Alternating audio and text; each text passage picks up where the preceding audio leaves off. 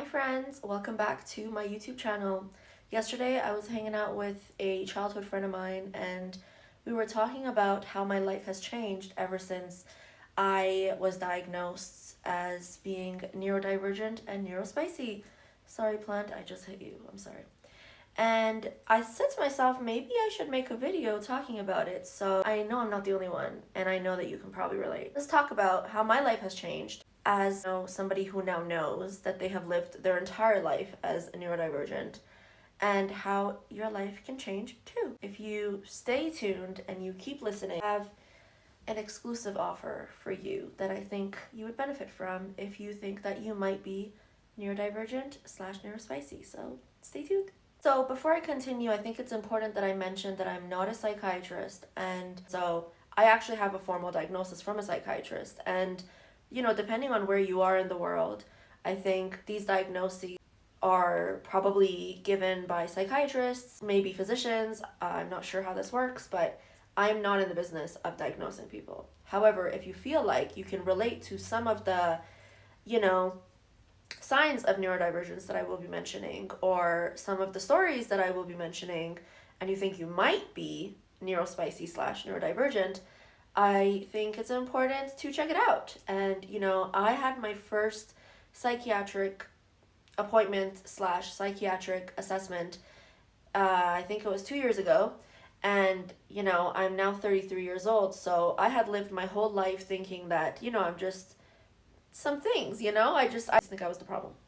Turns out I'm not. It's actually the way my brain is wired. Within 5 minutes of being in his room, he diagnosed me. And since then, I have been very aware and intentional about what my triggers are, about what my symptoms are, and about how I can navigate. In my work, I help people, become more intentional with themselves, more compassionate with themselves. And it's so important to recognize that you probably invalidate and gaslight yourself if you go through these things because you think you're the problem. But if it's your brain that is just rewired or unwired, or just acting in a specific way due to trauma that you've experienced, due to genetics, due to environments, due to, socio-political barriers that are placed against you, it's important to recognize that maybe, just maybe, you're not the problem. You feel me? So, one of those very important factors of being neurodivergent is being late. I saw a professional talk about this on the Clock app, and I wish I knew their name. So if you do, please leave it below. This is not something that I came up with, but this is something that I resonate with. And they said that the reason that neurodivergent people are late sometimes is because they, don't have a dopamine rush until maybe an hour, half an hour before an appointment or a meeting that they have to go to. And then they will find that they get this boost in dopamine that will then encourage them to do all the things that they couldn't do before dopamine rush. And so what they do is they're like, okay, I have to be at this appointment at 3 o'clock. It's 2 o'clock. I have so much time to get A, B, C, D done. And then they actually lose track of time and then they're late. That is something that has been so significant in my life, and I would get shamed for it. I would get bullied for it. I would get in trouble for it. And I always was like, why do I lack self-awareness and time management? And it's not that I lack it. It's that I get those dopamine rushes and then I want to do all the things that I couldn't do when I was lacking dopamine.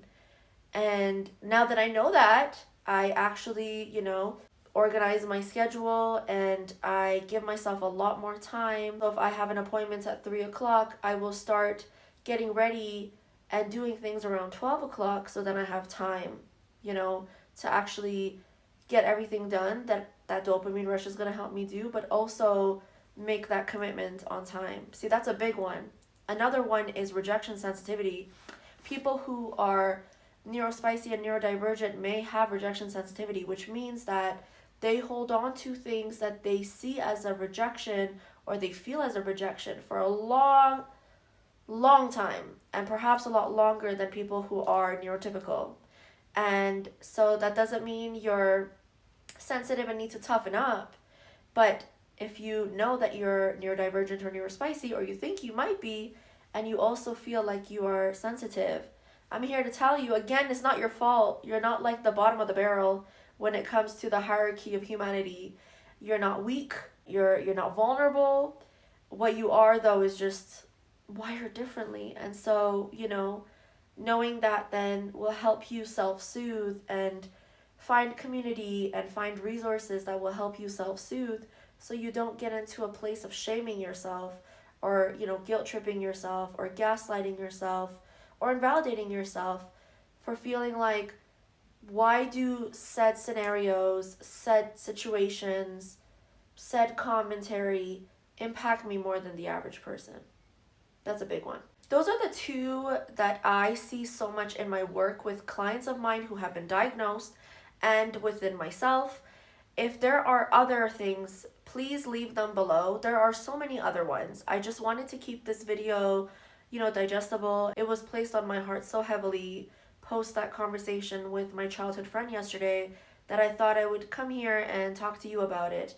If you've made it this far, obviously you have a passion for this topic, and I want to offer you a free consultation with me if you feel that you might be neurospicy or neurodivergent, don't know where to start, don't know where to begin, need resources.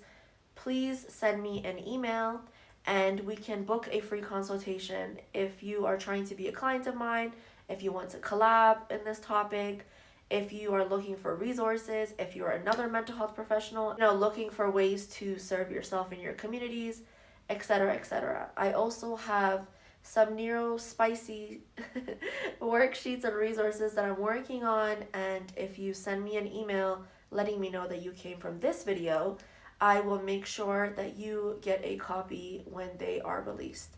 So thank you so much for tuning in. I'm trying to be more consistent with this YouTube channel, so thank you so much for rocking with me. And we're at over 4,000 subscribers, which is really dope.